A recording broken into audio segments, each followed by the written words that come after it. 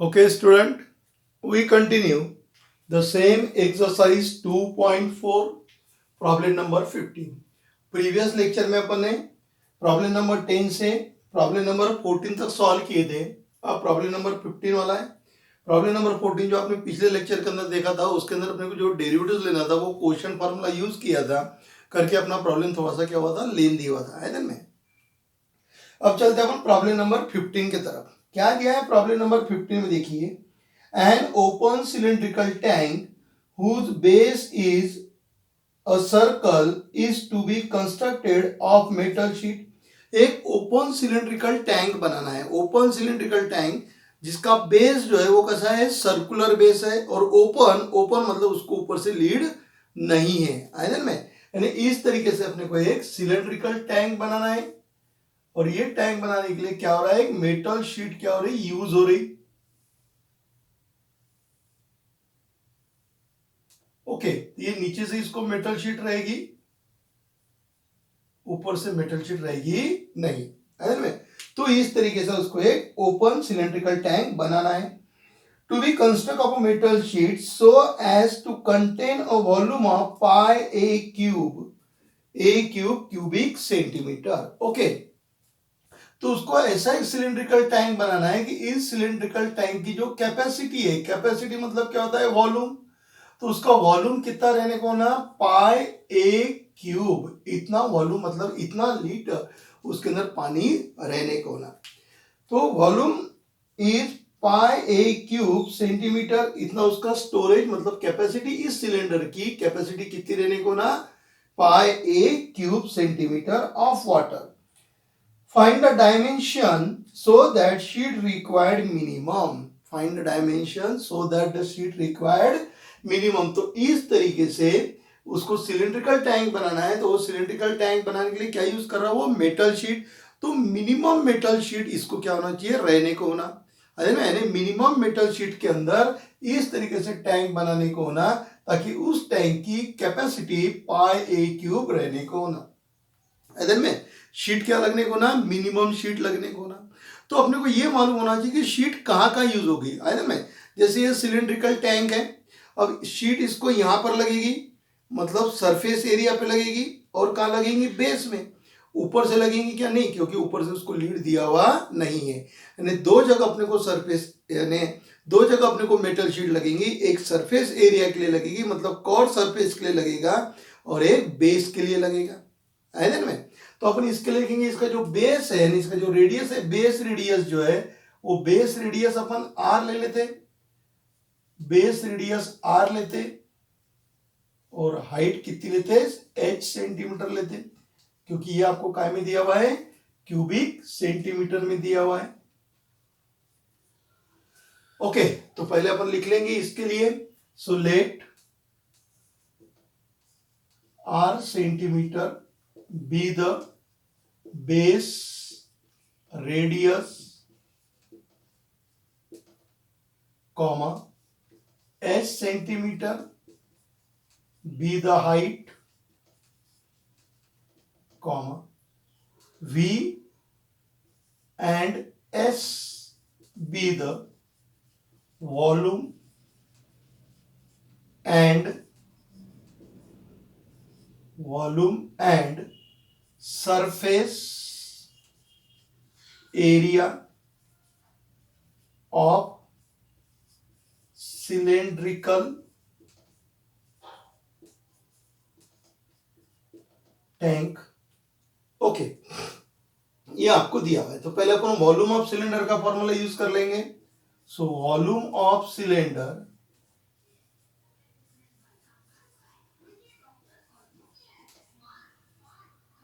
Volume of cylindrical tank, ठीक है. Cylinder के वॉल्यूम का फॉर्मूला क्या है, पाई आर स्क्वायर एच. वॉल्यूम आपको कितना दिया हुआ है, पाई ए क्यूब दिया हुआ है, that is equal to pi r square h. Pi cancel हो गया, तो आपको मिल गया a cube equal to r square h. इसको इधर ट्रांसफर कर दो, तो r square equal to a cube upon h, इस साइड में आ जाएगा तो ए क्यूब अपॉन एच, इसका काम गिरेगा अपने को, तो इसको फिलहाल इक्वेशन नंबर 1 कर देते। ओके, अब मेटल शीट कहाँ कहाँ लगेंगी वो अपने को देखना है। तो अपना जो एफ ऑफ एक्स बनेगा वो इसके लिए बनेगा, किसके लिए, एस के लिए। आपको क्या करना है, मिनिमम शीट फाइंड आउट करना है। मिनिमम शीट फाइंड आउट करना है मतलब आपका फंक्शन किस में रहेगा, एस में रहेगा, क्योंकि एस बोला तो क्या है अपने सरफेस एरिया। आप तो एस अपने को निकालना है, तो sir total surface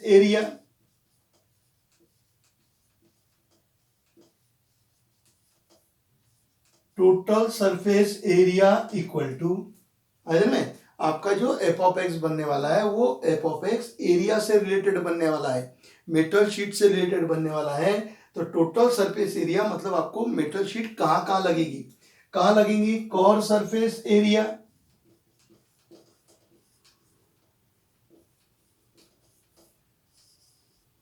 core surface area plus base area,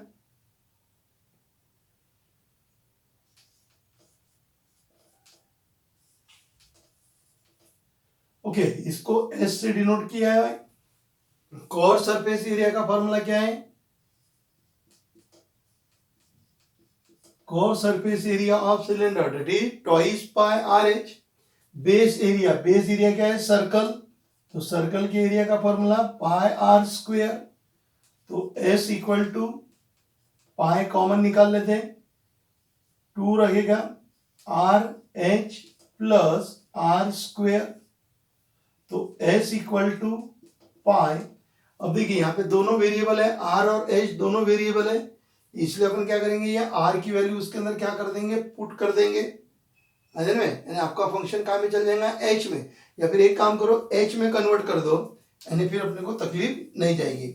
so therefore h equal to a cube upon r cube, a cube upon r square.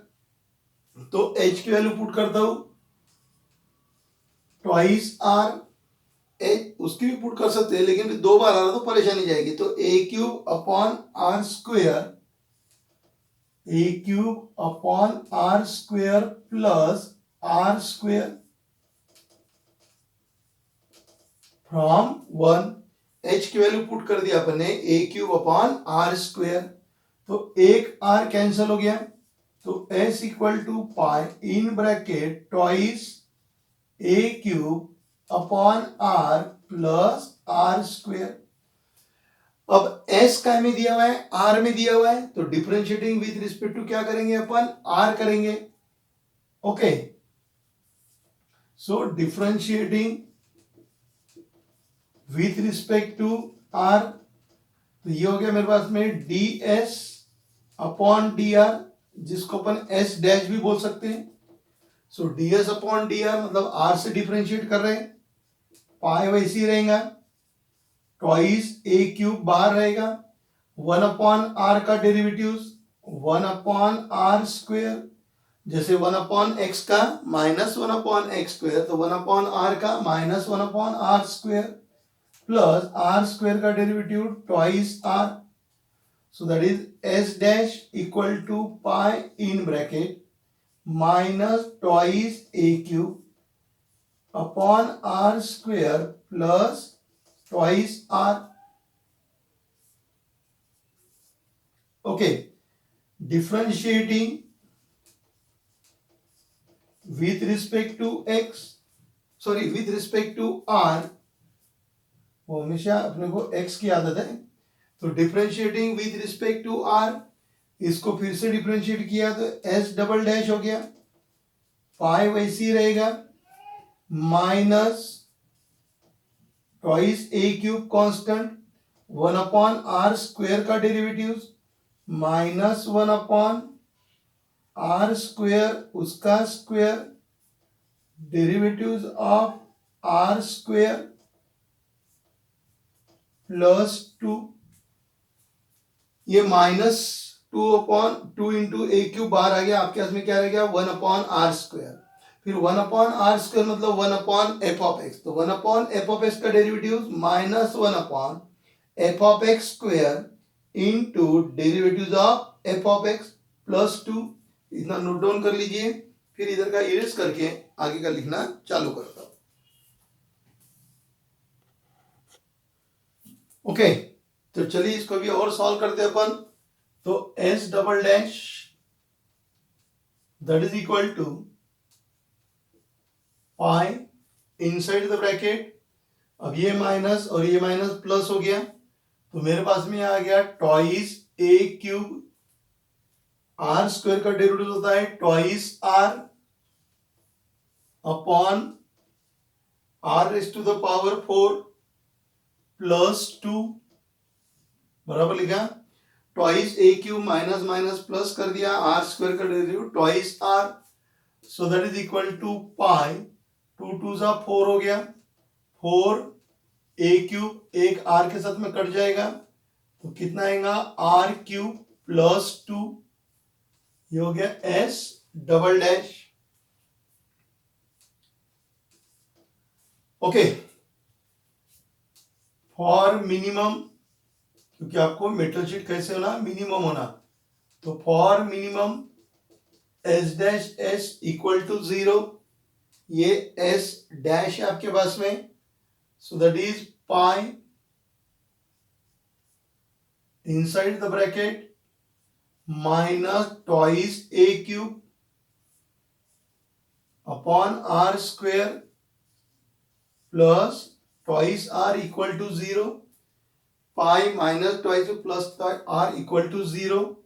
यहां लिख देता हूं मैं फ्रॉम 3, पाई उधर चले जाएगा और इसका क्रॉस मल्टीप्लीकेशन कर लेंगे तो minus twice a cube plus twice r cube upon r square equal to 0। ये पाई उधर चले गया, इसका क्रॉस मल्टीप्लीकेशन कर लिया, ये आर स्क्वेयर उधर चले गया, minus twice a cube plus twice r cube equal to 0। ये मेरे पास में हो गया minus twice a cube minus twice r cube, minus twice cut गया, so therefore a equal to r, so r equal to a हो गया, r equal to क्या हो गया अपने पास में a हो गया। ओके, तो r की वैल्यू कितनी मिल गई मुझे a। अब ये r की वैल्यू मैं यहाँ पे पुट करूंगा, ये इसके अंदर पुट करके चेक करूंगा कि मुझे वैल्यू वहां पे मिनिमम मिलती या मैक्सिमम मिलती। ओके, तो r इक्वल टू मुझे कितना मिला, a मिल गया। अब ये r इक्वल टू a यहां पे पुट करना है मुझे, so at r equal to a, s double dash में वैल्यू पुट करूंगा मैं, pi in bracket 4 a cube upon r की जगह पुट करूंगा value a cube plus 2, so that is equal to a cube cut गया तो कितना आ गया 6 पाई, 6 पाई पॉजिटिव है मतलब greater than 0, so therefore at r equal to a we get the minimum value, okay. So r equal to a जब रहेगा तब क्या होगा, वैल्यू मिनिमम हो जाएगी। फिर h निकालना मतलब रेडियस कितना होना चाहिए a, तो h निकालूंगा, so therefore the minimum metal sheet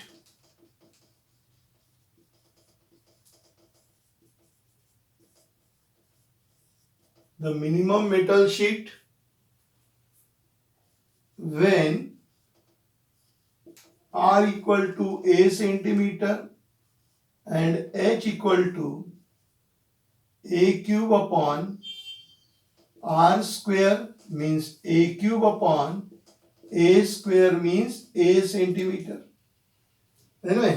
तो उसकी हाइट और रेडियस वो दोनों सेम रहेगा, तब जाके आपको मिनिमम मेटल शीट रिक्वायर्ड होगी, तब उसके अंदर अपन पाई ए क्यूब का वॉल्यूम यानी पानी क्या कर सकते हैं उसमें स्टोर कर सकते हैं, है ना। ये उसका आंसर हो गया, r equal to a centimeter and h equal to a centimeter. Okay, तो नोट डाउन कर लीजिए, फिर चलते हैं अपन नेक्स्ट प्रॉब्लम की तरफ। Okay, problem number 16. See here what is given in problem number 16. The perimeter of a triangle is 10 centimetre. Triangle की बात कर रहा है वो, और ट्रायंगल का पेरीमीटर कितना है 10 centimetre. If one of the side is 4 centimetre, triangle को 3 साइड रहती, 3 में से एक साइड 4 सेंटीमीटर दिया हुआ है. What are the other sides of the triangle for its maximum area. Okay, triangle की तीनों साइड आपको दी हुई है. समझ लो ये मेरे पास में एक ट्रायंगल मैंने यहां बना लिया, एबीसी नाम का ट्रायंगल बना लेता हूं मैं. ए बी सी ये नाम का ट्रायंगल बना लिया. ए की जो सामने की साइड है उसको मैंने ए बोल दिया. पेरीमीटर दिया है कुछ इधर 4 सेंटीमीटर दिया है, मतलब ए सेंटीमीटर हो गई है साइड. ओके, बी वाले के सामने को मैंने 20 सेंटीमीटर बोल दिया, और सी के सामने जो है उसको क्या बोल दिया मैंने, सी सेंटीमीटर. यानी एबीसी ट्रायंगल है मेरे पास में, और एबीसी ट्रायंगल की साइड जो है वो क्या है, ए सेंटीमीटर, बी सेंटीमीटर और सी सेंटीमीटर. अब उसने क्या किया हुआ है, एक साइड की आपको लेंथ दी हुई है, दैट इज 4 सेंटीमीटर. तो समझ लो मैं इसको ले लेता हूं 4 सेंटीमीटर ले लेता हूं.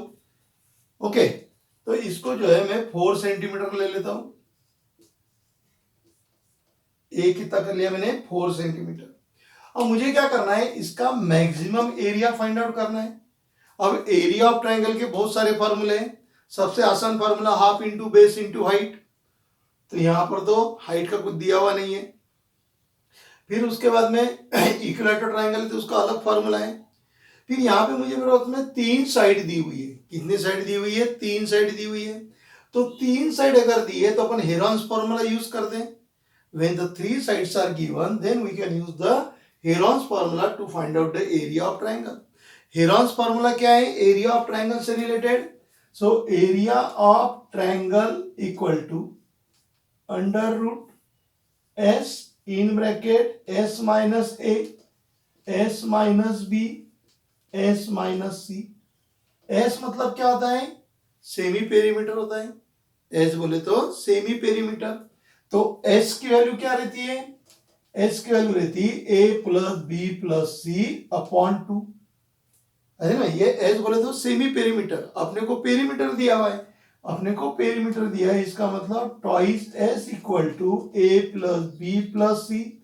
और ये क्या हो गया, पेरीमीटर. ना ध्यान में रखना,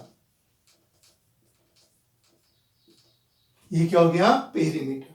आया में. अब देखिए यहाँ पे मुझे ट्रायंगल की 3 साइड की एबीसी मैंने कंसीडर किया, एक वैल्यू दी हुई है.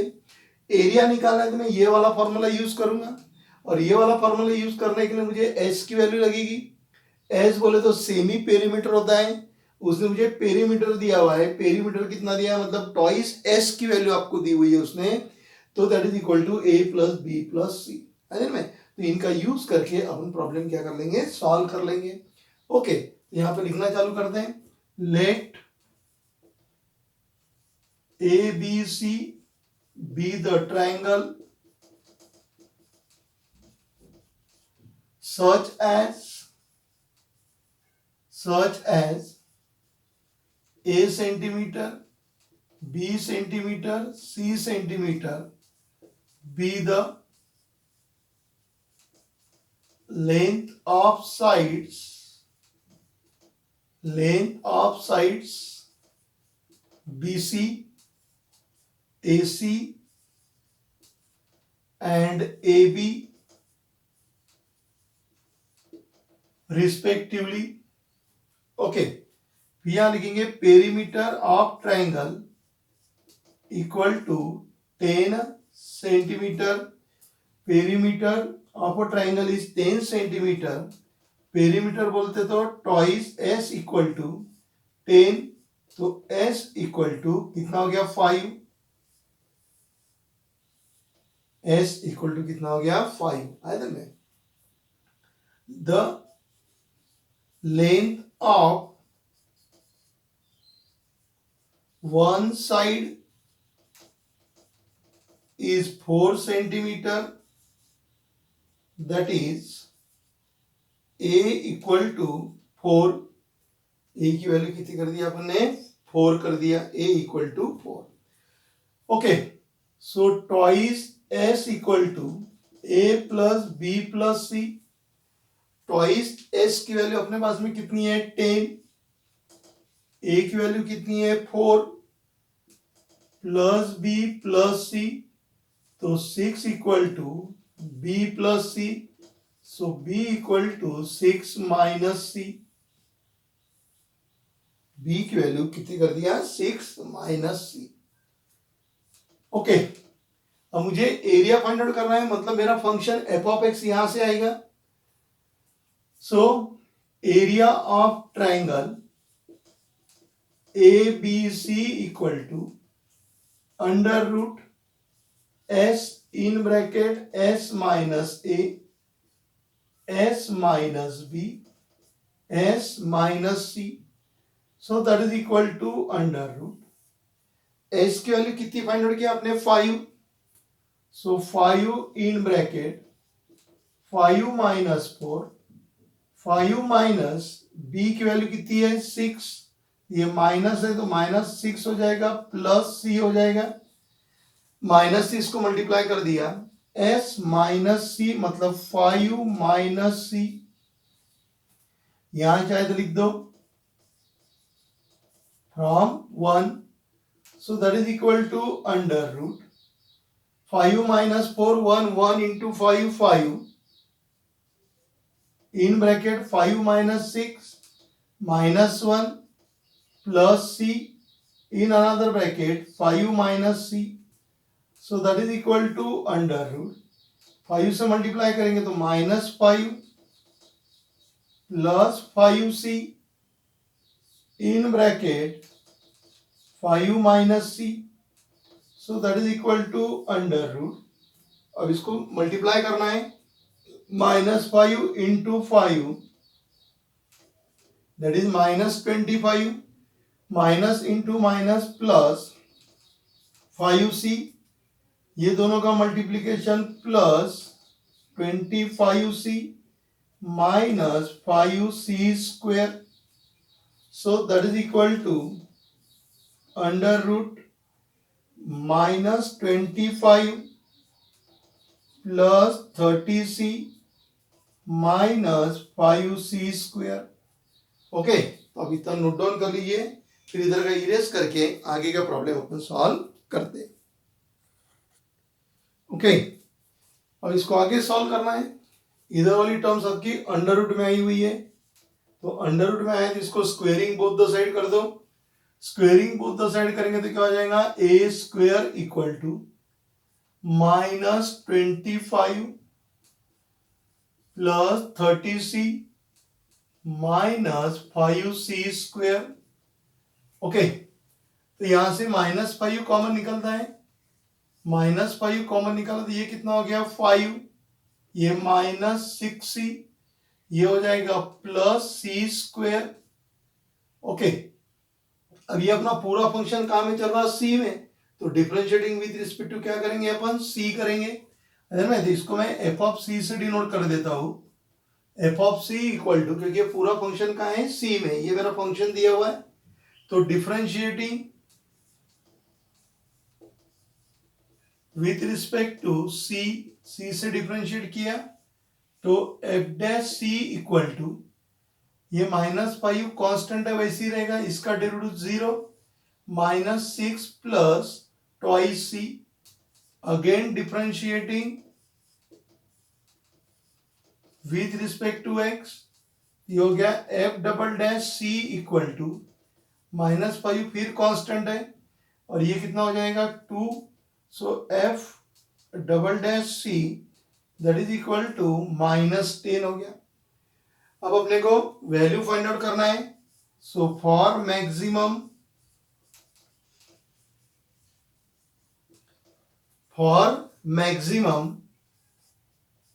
F dash c equal to 0, ये एफ डैश सी है, so -5 -6 plus twice c equal to 0, ये उधर चले गया -6 plus twice c equal to 0, so twice c equal to 6, फिर से इरेज करना पड़ेगा, तो आप नोट डाउन कर लीजिए इतना।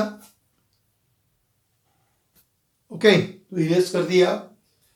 तो आपके पास में ट्वाइस सी इक्वल टू 6 आया हुआ है, तो सी इक्वल टू हो गया आपके पास में 3।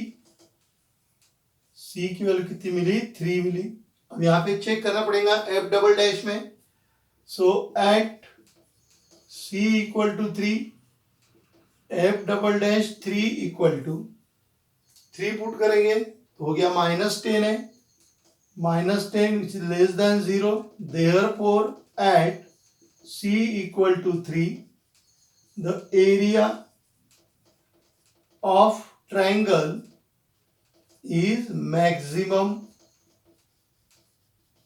Area of triangle is maximum. So therefore B equal to, B की वैल्यू कितनी रखा था अपन ने? 6 minus C. Okay, so B equal to 6 minus 3. So that is equal to 3. So therefore A equal to 4 centimeter, B equal to 3 centimeter and C equal to 3 centimeter. और ये उसने अपने को पूछा हुआ है में। तो A आपका 4 सेंटीमीटर, B आपका 3 सेंटीमीटर और C भी कितना रहेगा? 3 centimetre. What are the other two sides? So other two sides क्या हो जाएगा? Therefore the other two sides are 3 centimeter each. Final answer में क्या लिखोगे? Therefore the length of other two sides are 3 centimeter each. Okay, ये हो गया आपका प्रॉब्लम नंबर 16। अब चलते हैं अपन प्रॉब्लम नंबर 17 के तरफ। Okay, problem number 17. See here what is given in problem number 17. A box with a square base is to have an open top. एक बॉक्स है, उसका बेस कैसा है? स्क्वायर बेस है ना। तो इस तरीके से बॉक्स होगा।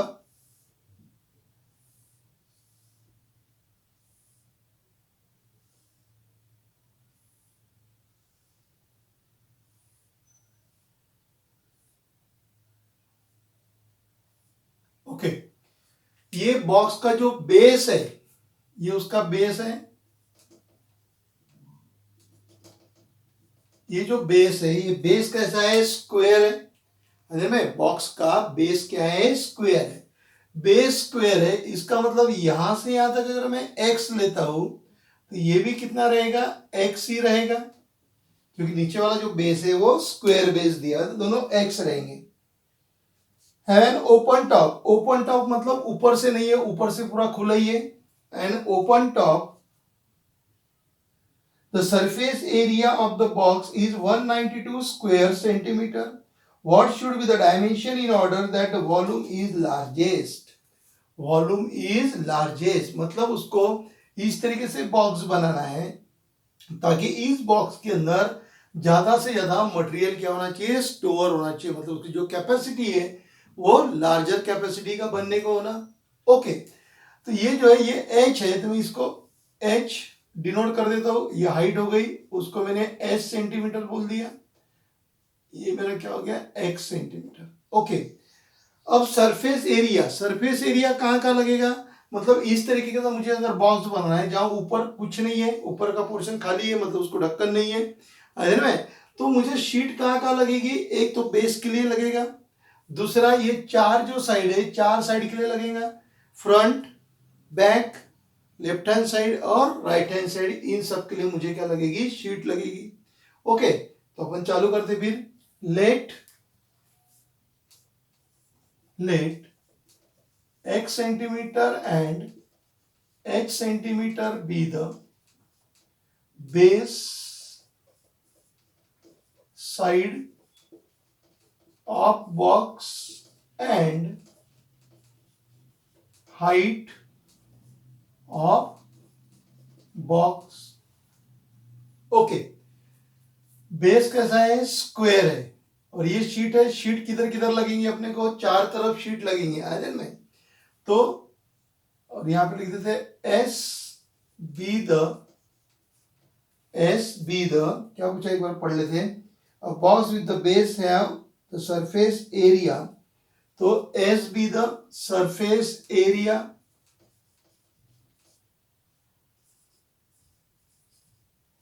Of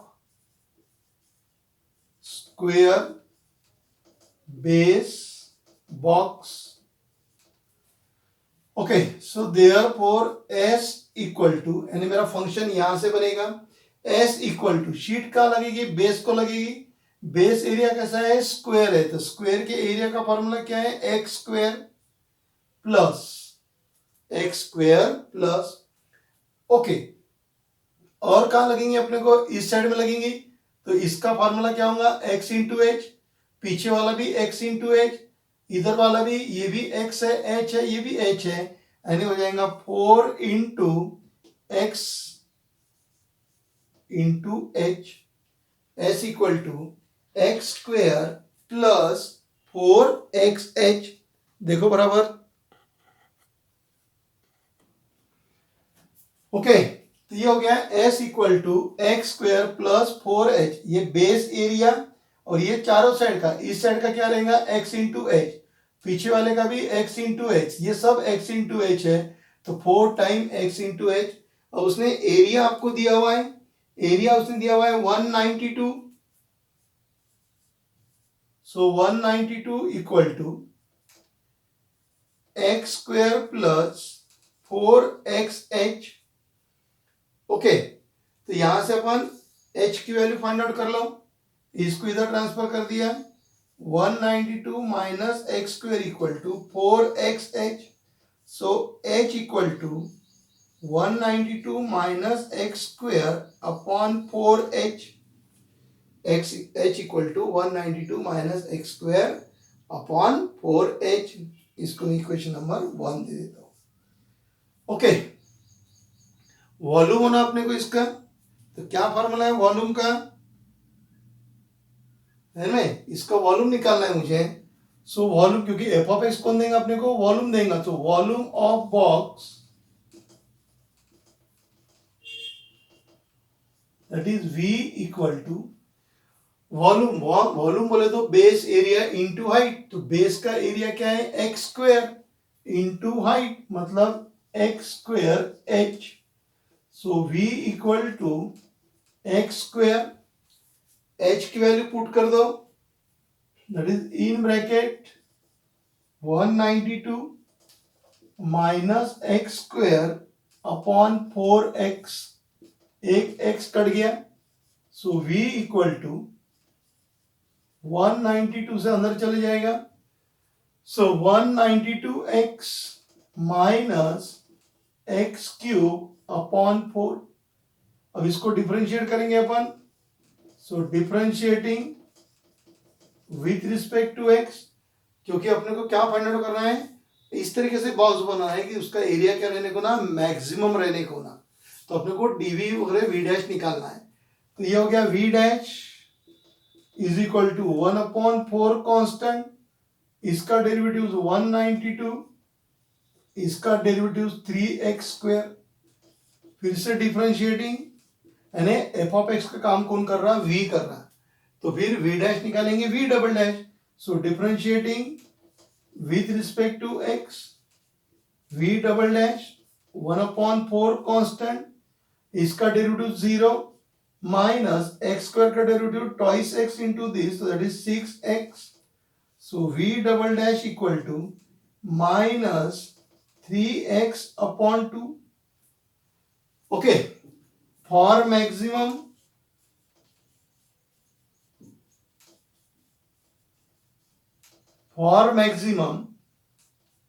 v dash equal to 0, ये v डैश की वैल्यू मेरे पास में, so that is 1 upon 4 in bracket 192 minus 3x square equal to 0. So 192 minus 3x square equal to 0. So 3x square equal to 192, x square equal to 192 upon 3. तो divide होता है क्या देख लो उसको, 192 को, तो इसको अगर मैं डिवाइड करूंगा तो ये हो जाएगा एक्स स्क्वायर, 6 3 18, तो 6 आ गया, बचा 1, फिर हो गया 12, तो that is 4. So therefore x equal to 8. x equal to कितना आ गया 8. अब ये x इक्वल टू 8 की वैल्यू यहां पुट करूंगा मैं. So at x equal to 8 v double dash, क्योंकि अपने को चेक करना है ना मैक्सिमम आता है कि मिनिमम आता है, ये तो अपने क्या किया पॉइंट फाइंड आउट किया. अब v double dash that is equal to -3 into 8 upon 2. x के जगह 8 पुट कर दिया, तो ये हो गया माइनस, इसको सॉल्व कर लेंगे तो कितना हो जाएगा ऊपर ये 2 1 जा, ये हो गया 4, तो -12 दैट इज लेस देन 0 है में. तो अभी मिटाना पड़ेगा मुझे, तो इतना आप नोट डाउन कर लीजिए. समझ में आएगा. पहले देखिए क्या किया अपन ने, इसके करस्पॉन्डिंग मुझे मैक्सिमम एरिया निकालना है, सॉरी मैक्सिमम वॉल्यूम निकालना है. तो मेरा फंक्शन कैसे रहेगा, v से रहेगा. उसने जो मुझे थ्योरेटिकल पोर्शन दिया उसकी लिख के मैंने उसको क्या किया इक्वेशन में कन्वर्ट कर दिया. h की वैल्यू निकाला, वॉल्यूम ऑफ द बॉक्स का फॉर्मूला यूज किया मैंने, मतलब volume of square base box, तो उसका पाई आर स्क्वायर, सॉरी क्या रहता बेस एरिया इनटू हाइट रहता, तो बेस का एरिया क्या रहेगा एक्स स्क्वायर, और उसको लेके सिंप्लीफाई कर दिया. तो आपको x इक्वल टू 8 पे वैल्यू कैसे मिल रही, मैक्सिमम वैल्यू मिल रही. ओके आगे चलिए फिर अब अपन, तो ये मेरे पास दिया हुआ है v double dash equal to -12 आ गया, मतलब मैक्सिमम मिलेंगी. So therefore at x equal to 8 the volume is maximum, the value is maximum है में. तो therefore base side equal to x equal to 8 centimetre. Height निकालना है मुझे, so height h equal to, ये h की value यहां पे लिखिए मेरे पास में कितनी है 192 minus x square upon 4x है ना. ये तो अपन ने बाद में काट डालेंगे, एक्चुअली h की वैल्यू इतनी है. So that is equal to 192 minus 8 square 4 into 8, so 192 minus 64 upon 32. So 192 minus 64, 12 में से 4 गए 8 रह गए, 9 में से 7 गया 2 रह गया, तो 128 अपॉन 32. अब इसका डिवाइड आपको कर दिया था 4 से डिवाइड होता है, तो 128 डिवाइड बाय 32, 4 से करेंगे तो कितना होगा 3 और 2 हो गया. फिर इसको भी डिवाइड करेंगे 4 से तो कितना मिल जाएगा अपने को, कितना मिलेगा 4 से डिवाइड करेंगे तो 8, इसको काट डाला तो कितना हो गया 4 हो गया. So that is equal to कितना आ गया 4 centimetre. So therefore side is 8 centimetre and height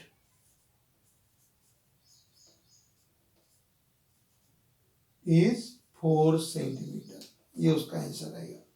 side 8 centimetre and height is 4 centimetre है में. इस तरीके से अगर अपन बॉक्स बनाएंगे तो उस बॉक्स का जो वॉल्यूम है वो क्या रहेगा मैक्सिमम रहेगा.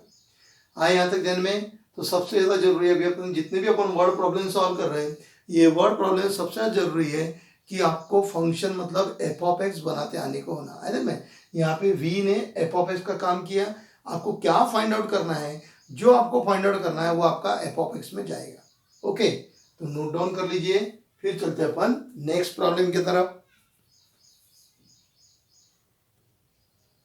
प्रॉब्लम नंबर 18 क्या दिया देखिए. प्रॉब्लम नंबर 18 में the profit P of x of a firm selling a atom per day is given by.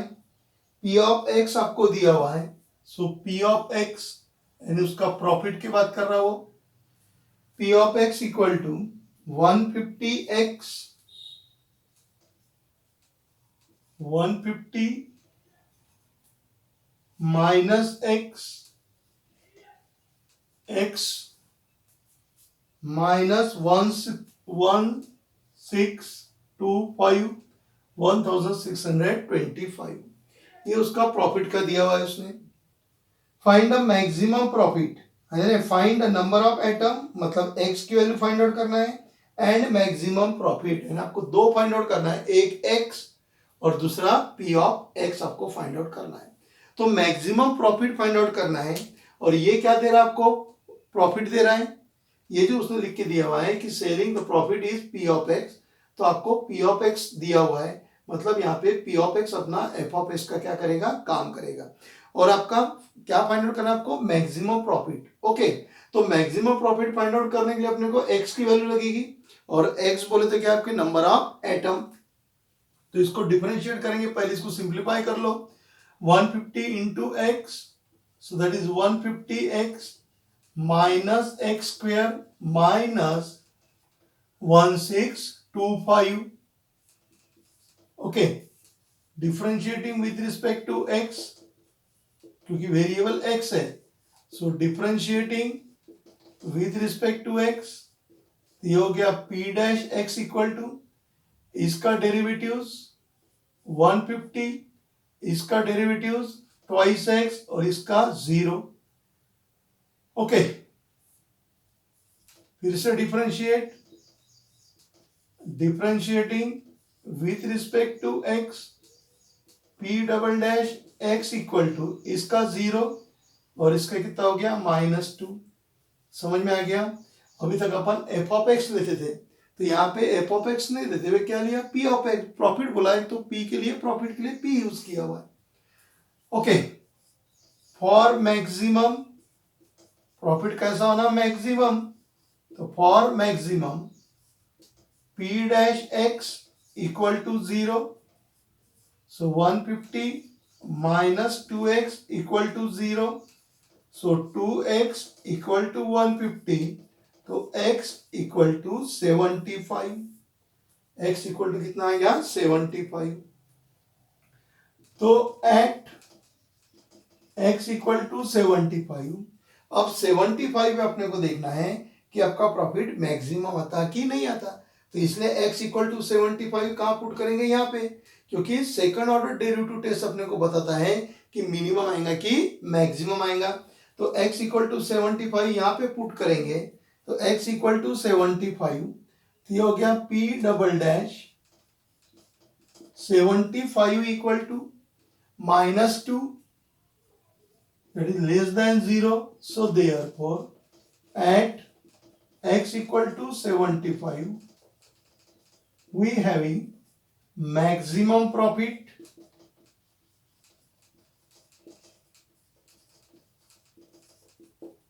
we having maximum profit।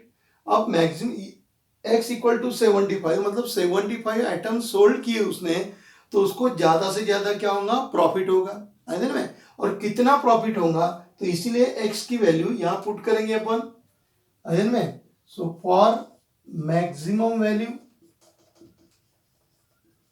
For maximum profit p of x equal to 150 minus 75 into 75,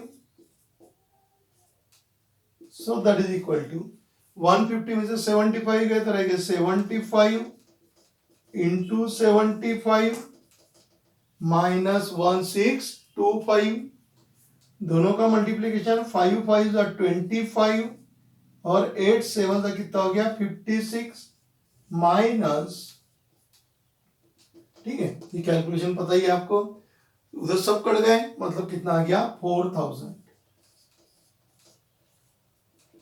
okay, यानी आपको maximum profit कितना होगा 4000।